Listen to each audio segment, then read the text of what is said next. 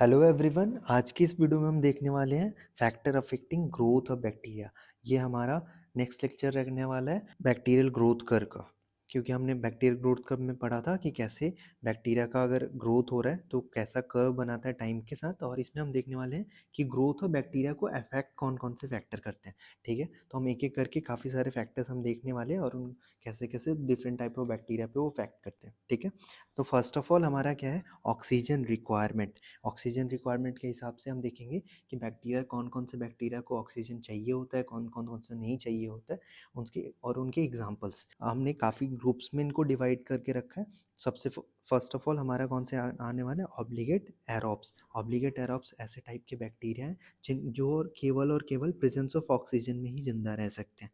ठीक है, like obligate है ना, तो वो केवल और केवल ऑक्सीजन में ही जिंदा रह सकते हैं। एग्जाम्पल कौन कौन से हैं इसमें, Pseudomonas, Mycobacterium, tuberculosis, bacillus, Brucella and nocardia. इसको याद करने के लिए आप छोटा सा ट्रिक यूज़ कर सकते हो, जैसे पीएम बीबी नोकार्डिया। अब पीएम की बीबी को नोकार्डिया हो जाएगा, मतलब हार्ट नहीं चलेगा अगर उनको ऑक्सीजन नहीं मिला, क्योंकि वो ऑब्लिगेट है। ठीक है, ऐसे याद कर सकते हो, Pseudomonas, Mycobacterium, tuberculosis, bacillus, Brucella and nocardia. ठीक है, ये थे हमारे एग्जाम्पल ऑब्लिगेट एरोब्स के। नेक्स्ट हम देखते हैं फैकल्टेटिव एरोब्स। ऐसे फैकल्टेटिव एरोब्स ये क्या होते हैं, ये बेसिकली होते एनारोब्स हैं, लेकिन अगर एनारोबिक कंडीशन नहीं मिला तो वो एरोब्स भी बन के रह सकते हैं। फैकल्टेटिव है, थोड़ी देर के लिए एरोब्स में भी चेंज हो सकते हैं, लेकिन also grow in aerobically. Example क्या है हमारा, लैक्टोबैसिलस। ठीक है, लैक्टोबैसिलस जो हमारा कर्ड में होता है। ठीक है, तो ये हमारा सेकंड ग्रुप था। थर्ड ग्रुप हमारा ऑब्लिगेट, वापस ऑब्लिगेट आ गया, ऑब्लिगेट एनारोब्स जिनको ऑक्सीजन चाहिए ही नहीं, जो ऑक्सीजन उनके लिए लीथल होता है। इसमें एग्जाम्पल क्या आता है, क्लॉस्ट्रिडियम टेटानी। ठीक है, नेक्स्ट हमारा क्या आता है, फैकल्टेटिव एनारोब्स। फैकल्टेटिव एनारोब्स वापस ये होते एरोब्स हैं, लेकिन अगर इनको एरोबिक कंडीशन नहीं मिला तो ये एनारोब्स भी बन के थोड़ी देर के लिए रह सकते हैं। ठीक है, इसमें मोस्टली कौन कौन से आते हैं, मोस्टली पैथोजेनिक बैक्टीरिया इसमें आता है, जैसे इशेरिशिया कोलाई, स्टेफाइलोकोकस ऑरियस। ठीक है, ये हमारे फैकल्टेटिव एनारोब्स है। नेक्स्ट हमारा ग्रुप आता है माइक्रो एरोफिलिक्स। माइक्रो एरोफिलिक्स मतलब लो ऑक्सीजन टेंशन में भी, जैसे 5 to 10% ऑक्सीजन में भी ये जिंदा रह सकते हैं। इसको कैसे देख सकते हैं, माइक्रो मतलब लो ऑक्सीजन, एरो मतलब ऑक्सीजन से, मतलब एयर, मोस्टली ऑक्सीजन से हमारा रिलेशन यहाँ पे। तो माइक्रो लो ऑक्सीजन टेंशन में भी ये जिंदा रह सकते हैं। एग्जाम्पल क्या है, कंपाइलोबैक्टर एंड हेलिकोबैक्टर, दो एग्जाम्पल CH करके आप याद कर सकते हो। ठीक है, नेक्स्ट हमारा एरो टॉलरेंट एनारोब्स, जो कि होते हैं एनारोब्स हैं लेकिन एरो टॉलरेंट है, मतलब ऑक्सीजन को टॉलरेट कर सकते हैं लेकिन उनको यूज़ नहीं करते हैं। वापस एरो, एरो मतलब एयर, एयर मोस्टली हम यूज़ करते हैं O2 के लिए। तो ऑक्सीजन टॉलरेट तो कर सकते हैं लेकिन होते एनारोब है, मतलब उनको यूज़ नहीं कर सकते। ठीक है, एग्जाम्पल कौन सा आता है, क्लॉस्ट्रिडियम हिस्टोलाइटिकम। यहाँ पे एग्जाम्पल क्या था, क्लॉस्ट्रिडियम टिटानी, यहाँ पे एग्जाम्पल है क्लॉस्ट्रिडियम हिस्टोलाइटिकम। तो हमने बेसिकली इसको 6 ग्रुप में डिवाइड किया, obligate aerobes, facultative aerobes, obligate anaerobes, facultative anaerobes, micro aerophilics and aerotolerant anaerobes. ठीक है, ये था हमारा ऑक्सीजन रिक्वायरमेंट के हिसाब से ग्रोथ ऑफ बैक्टीरिया कौन कौन से पे इफेक्ट करता है। ठीक है, नेक्स्ट हम देखते हैं कार्बन डाइऑक्साइड। ऑक्सीजन कुछ कुछ ऑर्गेनिज्म होता है जिनको कार्बन डाइऑक्साइड काफ़ी हायर अमाउंट में चाहिए होता है, अराउंड 5 to 10%। उनको कहते हैं कैप्नोफिलिक बैक्टीरिया। कैप्नोफिलिक बैक्टीरिया ऐसे बैक्टीरिया जिनको CO2 चाहिए, वो भी 5 to 10%। ठीक है, एग्जाम्पल कौन कौन सा है, ब्रुसेला एबॉर्टस, स्ट्रेप्टोकोकस न्यूमोनियाई। ठीक है, ये दो एग्जाम्पल है जिनको कार्बन डाइऑक्साइड चाहिए 5 to 10%। ठीक है, कैप्नोफिलिक बैक्टीरियाज। ये हमारा था सेकेंड फैक्टर। थर्ड फैक्टर जो होता है हमारा टेम्परेचर। टेम्परेचर के हिसाब से हमने बैक्टीरियाज को 3 ग्रुप में डिवाइड किया है, थर्मोफिलस, मीजोफिलस एंड साइक्रोफिलस। ठीक है, थर्मोफिलस जो जिनको हीट चाहिए ही चाहिए, हायर टेम्परेचर में ही वो ग्रो करते हैं। कितने higher temperature, 55 to 80 degree Celsius. ठीक है, इतना हायर टेम्परेचर इनको चाहिए ग्रो होने के लिए। एग्जाम्पल कौन कौन सा है, जियोबैसिलस, स्टीयरोथर्मोफिलस। ठीक है, ये एक इकलौता एग्जाम्पल है जो हमारा थर्मोफिलस है, जिनको 55 to 80 डिग्री सेल्सियस चाहिए। नेक्स्ट हमारा है मीज़ोफिलस। मीज़ो मतलब मीज़ो से ऐसे याद कर सकते हो, मी मतलब ह्यूमन। ह्यूमन के लिए ऑप्टिमल टेम्परेचर कितना होता है, 37। रेंज अगर देखें 25 to 40 डिग्री सेल्सियस।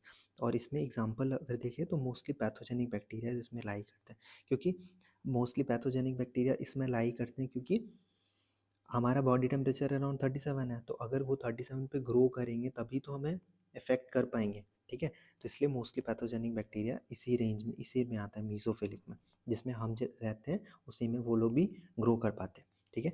लास्ट हमारा है <20 डिग्री सेल्सियस, जिसको साइक्रोफिलस भी कहते हैं, जिसमें मोस्टली सेप्रोफाइट्स आते हैं। साइको को ऐसे याद कर सकते हो, कोल्ड लाइक आइस, मतलब क्या करते हैं ये लोग, साइको लोग हैं, ये तो कहीं पे भी चले जाए, लाइक ठंडा, इतना ठंडा में चले गए ये लोग, ठीक है। एग्जाम्पल कौन सा है, स्यूडोमोनास। साइको लोग तो कहीं पे भी जा सकते हैं, तो साइक्रोफिलस ऐसे याद कर सकते हो। एग्जाम्पल कौन सा है, स्यूडोमोनास। तो ये था हमारा टेम्परेचर।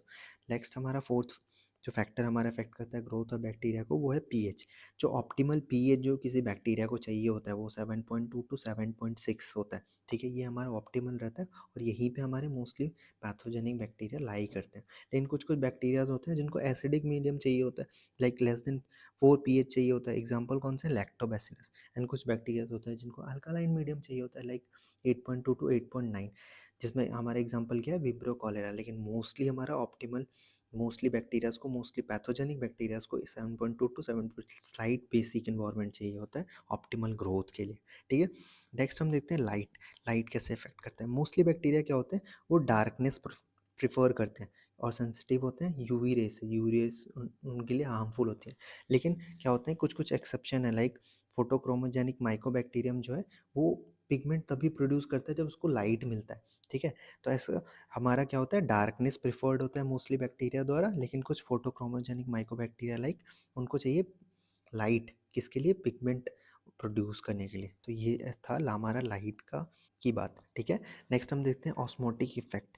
क्या होता है कि हमारा जो सेल वॉल होता है बैक्टीरिया का, वो बहुत सारा वेरिएशन विथस्टैंड कर लेता है, लेकिन अप टू अ लिमिट। मतलब ऑस्मोटिक इफेक्ट की वजह से वो मर भी सकते हैं। लाइक अगर मान लो कोई बैक्टीरिया को अचानक से हमने हाइपरटोनिक सलाइन में डाल दिया, मतलब ऑस्मोलैरिटी बहुत ज़्यादा है, जिसकी वजह से क्या होगा, जितना भी वाटरी कंटेंट होता है अंदर से बाहर चला जाएगा, क्योंकि ऑस्मोलैरिटी बाहर ज़्यादा है, तो वाटर अंदर से बाहर चला जाएगा, जिसकी वजह से सेल श्रिंक हो जाएगा, जिसको हम क्या कहते हैं, प्लाज्मोलाइसिस। जिसको हम क्या कहते हैं, प्लाज्मोलाइसिस। तो इसकी वजह से सेल डेथ हो जाएगा बैक्टीरिया का। ऐसे ही हमने मान लो उसको डिस्टिल वाटर में डाल दिया। डिस्टिल वाटर का मतलब कि ऑस्मोलैरिटी बाहर कम है, अंदर ज़्यादा है बैक्टीरिया के, तो क्या होगा, बाहर से अंदर वाटर एंटर करेगा, जिसकी वजह से सेल स्वेलिंग होगा और रप्चर हो जाएगा इवेंचुअली, जिसको हम क्या कहते हैं, प्लाज्मोप्टाइसिस, ठीक है। प्लाज्मोटाइसिस कहते हैं। ये था हमारा osmotic effect. Last, second last हम जो कह सकते हैं, मैकेनिकल और सोनिक स्ट्रेस के कारण कैसे ग्रोथ ऑफ बैक्टीरिया हैम्पर होता है। जैसे मान लो विग्रस सेकिंग किया, मैकेनिकल स्ट्रेस दिया, तो क्या होगा, वो उनका सेल वॉल कुछ देर तक विथस्टैंड करेगा, फिर रप्चर हो जाएगा, डेथ हो जाएगा सेल का, ठीक है। ऐसे ही हमने मान लो अल्ट्रासोनिक वाइब्रेशन काफ़ी तेज़ दे दिया, तो जो रप्चर हो जाएगा उनका सेल वॉल का, और इवेंचुअली क्या होगा, बैक्टीरिया का डेथ हो जाएगा। तो बेसिकली क्या, ग्रोथ कम हो जाएगा उससे, ठीक है। तो नेक्स्ट हम, जो हमारा लास्ट फीचर है वो हमारा मॉइस्चर है। अगर बैक्टीरिया के रिस्पेक्ट में बात करें तो मॉइस्चर उनके लिए काफ़ी ज़्यादा इंपॉर्टेंट है, क्योंकि 80% ऑफ द बैक्टीरिया सेल किससे बना हुआ है, वाटर से, ठीक है। तो उनके लिए कितना ज़्यादा इंपॉर्टेंट है, आप इससे बात से समझ सकते हो कि 80% उनका वाटर ही है। तो अगर उनको वाटर नहीं मिलेगा तो डेसिकेशन हो जाएगा, ड्राइंग हो जाएगा, मतलब ग्रोथ स्टॉप हो जाएगा, बेसिकली ग्रोथ रुक जाएगा। तो ये हमारे 8 इंपॉर्टेंट जो फैक्टर्स थे जो बैक्टीरिया ग्रोथ को कंट्रोल कर रहे थे, वो ये थे। एक बार हम फटाफट देख लेते हैं वापस से। फर्स्ट हमारा था ऑक्सीजन रिक्वायरमेंट। इसके हिसाब से हमने 6 ग्रुप्स में डिवाइड किया था अपने ग्रुप्स ऑफ बैक्टीरिया को, ठीक है। कैसे उनको ऑक्सीजन चाहिए, किनको हैम्पर करता है, किनको नहीं हैम्पर करता है, किनको ऑक्सीजन चाहिए, कितना ऑक्सीजन चाहिए, लो टेंशन, हाई टेंशन, ठीक है। नेक्स्ट हमारा क्या था, कार्बन डाइऑक्साइड। जो कार्बन डाइऑक्साइड जिन बैक्टीरियाज को चाहिए होता है हाई अमाउंट में, उनको कहते हैं कैप्नोफिलिक। नेक्स्ट हमारा था टेम्परेचर। इसके हिसाब से हमने 3 ग्रुप में डिवाइड किया, थर्मोफिलस, मीसोफिलस एंड साइक्रोफिलस। नेक्स्ट हमारा था पीएच। ऑप्टिमल पीएच क्या था, 7.2 टू 7.6।